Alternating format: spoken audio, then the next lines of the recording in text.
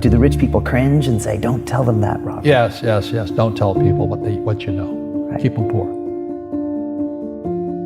So my father was the head of education, PhD, all that stuff. I go home and ask him, said, why don't we learn about money in school? And he looked at me and says, because the government doesn't let us teach that subject. The government tells us what we can teach and what we can't teach. And I thought that was strange. And I said, but aren't we going to school to learn about money? He says, no, your job is to get a job. I said, but you get a job to earn money. He goes, no, you're supposed to just get a job. And I went, no. Isn't the purpose of a job to earn money? He goes, you're correct. I said, so why don't I just learn about money? I can skip the job part, And he got flustered and he said, if you want to learn about money, why don't you ask your best friend's father about money? And I said, why? That's Mike. So why ask him? He says, because Mike's father is an entrepreneur. And I said, what are you? He says, I'm an employee. I'm a government employee. And I went, oh, what's the difference?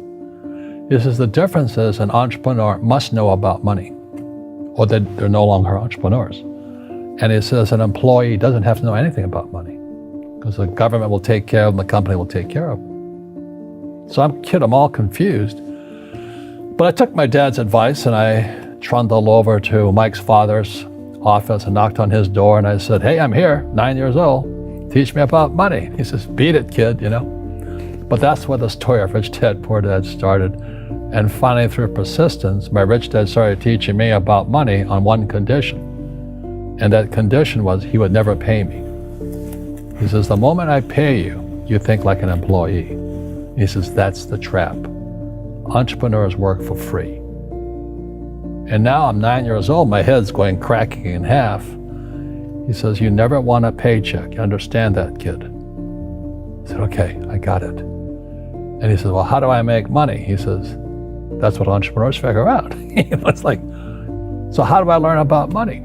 So he would just break out a Monopoly game board. So I would work for free. I'd pick up cigarette butts, and he had hotels and restaurants, and I would clean and do menial tasks. And as I got older, I started getting into office work and marketing and accounting, and I was an apprentice basically, but I always worked for free.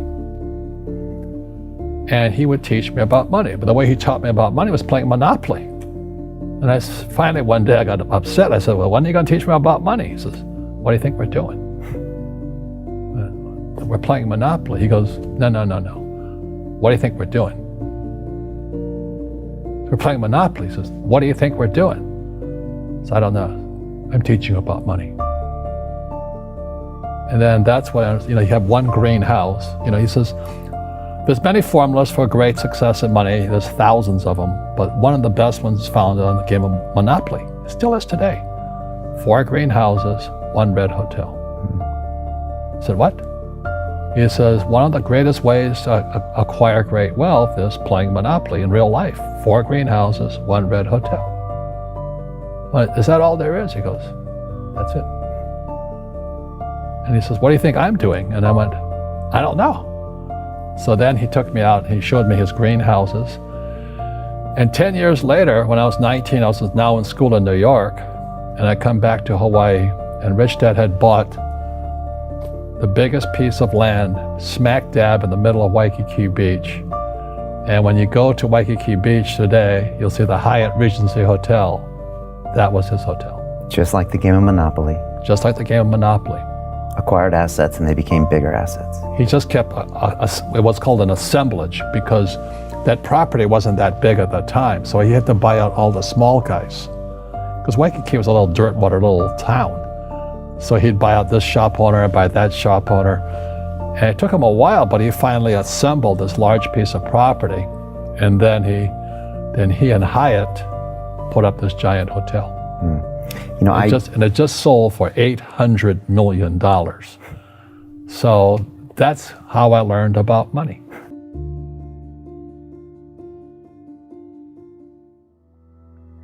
I've had financial crashes. I've had people stab me in the back, but they're all good because I grow from it. That's spirituality. Right. People who are afraid of making mistakes, like they teach in school, they don't ever grow. Because spirituality is there's good and there's bad, there's right and there's wrong, there's up and there's down. Most people only want to be right, they only want to be positive. Well, you can't have that. That's not reality. Well, I wasn't poor by most people's standards, but I came from a family with a poor attitude, if you know what I mean. Because rich, poor, middle class, poverty starts with a fundamental attitude. Poverty is passed on. It's taught in your families. And middle class is taught in families. And so the people right now who are sitting at home, who are struggling financially or worried about money or unhappy, they may be making a lot of money, but unhappy with what they're doing, it was probably taught to you. Your super ego was taught, get a job, work hard, or you'll never be rich, or the rich are evil, or whatever. The school system will never teach you about money. The school system was designed to teach you to be an employee, which is important, or a doctor or a lawyer, a specialist, but never about money. And what most people lack is real business knowledge, like accounting, like debt, like taxes. You got to know that stuff, but they don't teach it in school to anybody. So, and then when people ask me, how did your rich dad learn this when your poor dad, a PhD, didn't? And the answer is very simply, my rich dad, who's my best friend's father, his father died when he was 13. So his rich dad had this family business at 13 to run. So he had to drop out of school, which was his blessing. There's blessings, and sometimes the blessing doesn't look like a blessing, but it turned out to be a blessing. And then his teachers became his bookkeeper, his accountant, his attorney, his banker, his real estate agents. So he has what I call real teachers, not these fake teachers in school. You see, most teachers in school, they're out of ethics. They teach subjects they themselves don't practice. I asked the teacher, I said, I'm in my third year of calculus now. It was called strength of materials. I said, am I ever going to use this stuff? He goes, no. I said, why do you teach it? He says, because I get paid. I said, do you ever use it? He goes, no.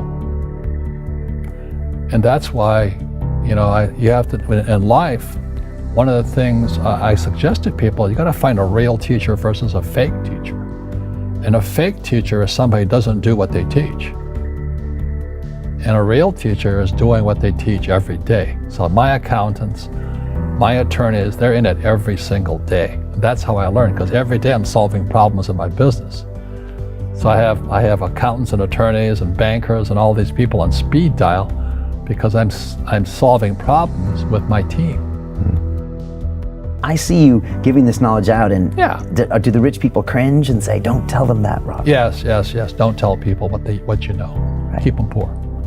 But unfortunately, the poor, as was in the Bible, I'm not real religious, the poor will always be amongst us because it starts up here. Right, it's that fear mentality. It's in their words, and the words become flesh. Again, I'm not really religious. I flunked out of Sunday school also. But when they say I can't afford it or I can't do that, they go down. They become what they say. My PhD daddy says, what do you think I am, made of money? I can't afford that. And my rich dad would say, that's why he's poor. Poor people say, I can't afford it, I can't do that, I don't have time. Because it's an escape. It's an escape, you know what I mean? It's easy to say, I can't afford it. And your rich dad used to say what instead of, I can't afford it? How can I afford it? How can I do that? What would it take, or why should I do that? He says that a question opens the mind, a statement closes the mind. See, when you say, I can't afford it, your mind shuts down, and you become what you say. Rugby is a team sport, but so is soccer. The rules are different. And other people are golfers. They play by themselves.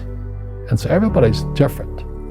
So my game financially is business, number one. Second is real estate. So what I say to young people is, you find your game.